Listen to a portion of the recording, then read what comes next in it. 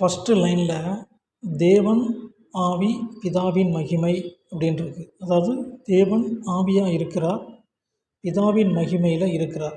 இந்த தேவனை ஒருவனும் ஒரு காலம் கண்டதில்லை.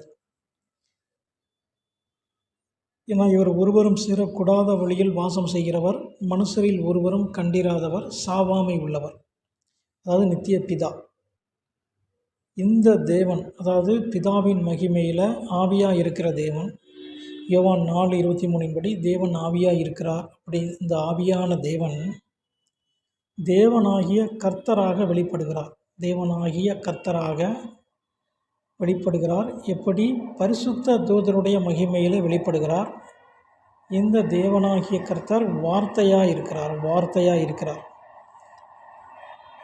இந்த தேவனாகிய கர்த்தர் தான் வானத்தையும் பூமியையும் உண்டாக்குறார். அதாவது தேவனாகிய கர்த்தராக வெளிப்பட்டு தன்னுடைய வார்த்தையினால் வானத்தையும் பூமியை உண்டாக்குறார். சகல ஜீவன்களையும் அவர் உண்டாக்குறார் வார்த்தையினால். அதனால தான் நம்ம பார்க்குறோம், யோவானில் பார்க்குறோம், சகலமும் அவர் மூலமாய் உண்டாயிற்று, உண்டானதொன்றும் அவரால் அல்லாமல் உண்டாகவில்லை. அப்படி உண்டாக்கினவர் உலகத்தில் இருந்தார், உலகம் அவர் மூலமாய் உண்டாயிற்று, ஆனால் உலகமும் அவரை அறியவில்லை. இப்படி தேவனாகிய கர்த்தராக வார்த்தையாக இருக்கிற அந்த பரிசுத்த தூதருடைய மகிமையில் இருக்கிறவர் தான் மோசேக்கு நியாயப்பிரமாணத்தை சீனாய் மலையில் கொடுத்தவர். இந்த தேவனாகிய கர்த்தர்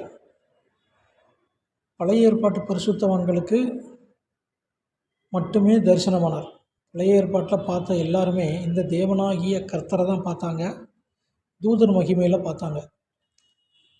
அடுத்து இந்த தேவனாகிய கர்த்தர் தான் இன்னும் தமது மகிமையை குறைத்து, அதாவது மனுஷகுமாரனுடைய மகிமையில் வெளிப்படுகிறார். 3வது லைன் பாருங்கள், 3வது லைன், கர்த்தராகிய கிறிஸ்துவாக வெளிப்படுகிறார், மாம்சமாக வெளிப்படுகிறார், மனுஷகுமாரனுடைய மகிமையில் இருக்கிறார். நல்லா பாருங்கள், தேவனாகிய கர்த்தர், கர்த்தராகிய கிறிஸ்து. இந்த தேவனை ஒருவனும் ஒரு காலம் கண்டதில்லை, அது லைன். அடுத்து இந்த தேவனாகிய கர்த்தர் வானத்தையும் பூமியை உண்டாக்கினவர். அடுத்து இந்த கர்த்தராகிய கிறிஸ்து நமக்காக நம்மளை மீட்கும்படி பரிகாரியாக, இரட்சகராக வெளிப்படுகிறார், மாம்சத்தில் வெளிப்படுகிறார், மனுஷகுமாரன் மகிமையில் வெளிப்படுகிறார்.